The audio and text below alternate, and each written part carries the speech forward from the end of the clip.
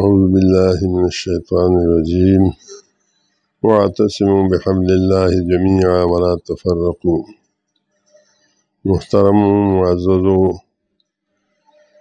د پاکستان غیور مسلمانانو، تاسو ته پته دی چې پاکستان نن سبا د هر قسم تکالیف او مصیبتونو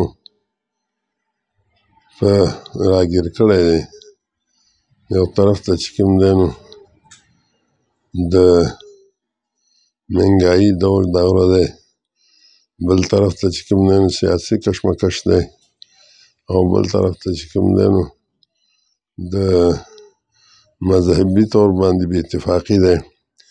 د دې وجه نه پاکستان مرکزي مسلم لیگ پېښور د دې ټولو مصایبو د حل لپاره او غور و فکر لپاره د ټولو مسلمانانو او د ټولو فرقو او د ټولو سیاسي جماعتو په یو اتحاد د کانفرنس منعقد کړی دی چې په دې کې به د امورو باندې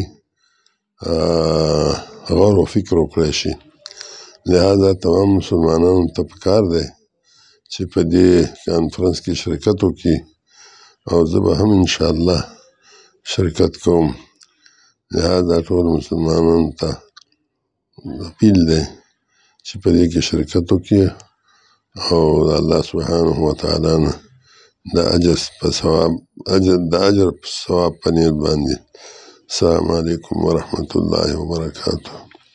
इत्तेहाद कॉन्फ्रेंस 11 जून बरोज इतवार शाम 6 बजे FC चौक डेंस प्लाजा सदर पेशावर।